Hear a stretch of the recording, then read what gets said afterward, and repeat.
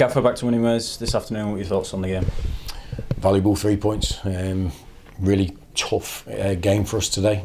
Started in great fashion with our press, turned the ball over. Quality finish from Cookie after Jamie did so well, turned it over. I thought we were really good in the first half and played some really good football, really effective football.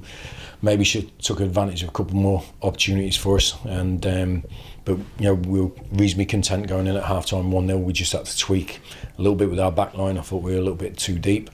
We needed crush the space a little bit behind Richie, which we did better, but I think our possession sort of went a bit loose in the second half, turned the ball over too many times. Carlisle, a good team, got good players, and but it was a fluke goal, a fluke mistake. I would say, obviously Sam knows, it's no one has to describe it to him, but there was a bit of spin on the ball, how it's gone up in the air. But I thought that almost kick-started our team back into action. I thought we threw the shackles off a little bit more, committed to the game. I thought Bobby added to the performance when he came on, gave us a little bit more control on the left-hand side with Tyreek. And it was a fantastic finish. The turnover from Jamie again in the halfway, really clinical attack. A couple of crosses. We were lucky. I think the defender blocked Bobby's chance. I think, but Tyreek's put a great ball in, and Cookie's done what he does best.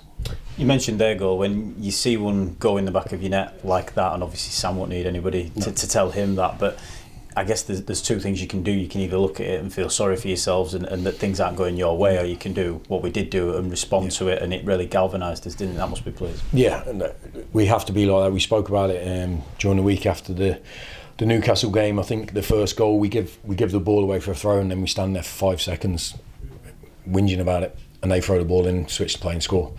Our instant reactions, what we've been really good at, for a long time, just straight on, get on with the game. Mistakes will happen, disappointment will happen, just keep going. And I thought we were much better at that today. So we never had a spell where we sort of came out of the game mentally. Even though they got the upper hand in the second half, we were still in the game, we were still competing. Our competitive stats were really good today.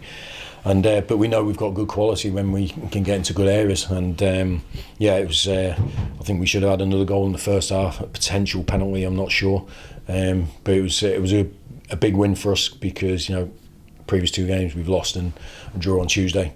Certainly in the league anyway, we got beat at Grimsby and deservedly so. But today I'm glad that we came out of a game on fine margins. But I think over the whole piece we deserved it.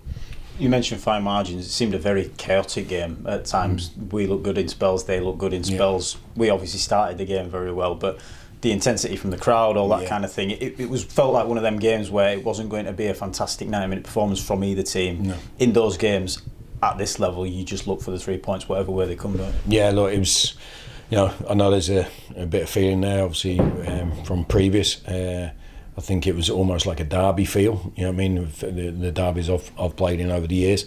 The crowd was sensational, to be fair. I was sitting in the change room before the game, and because I don't come out, I could just hear it, and I was thinking, them jammy buggers are going to go out and play in front of this. It's brilliant. So I said to them, lads, this is what we're here for. This is what we're at this club for, is to play in these atmospheres. So go and show what a good team we are. And I thought we did that. We know we can be better in certain spells, but no one shirked the challenge, no one shirked the game, and it was great to see the players, getting that response from the crowd at the end. It's something we need to harness. It's something we need to evolve and really strengthen. But we can only do that by putting in performances and wins.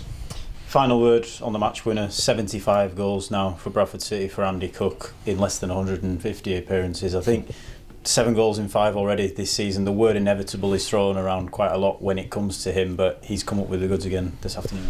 He has, yeah. He's 2 clinical finishes. I think he could have had a hat trick because I think the header from Richie's free kick's probably the easiest chance of the game. But we showed a little bit to the strikers before the game about the amount of crosses we were getting in the other night, but we're not getting into the right areas, or we're not committing to certain positions. And he certainly did that. I think the first one put on a plate for him from Jamie, but it was a great finish. But the header is fantastic. How he's got it back across the goalkeeper into the far corner. We know how valuable Cookie is to us.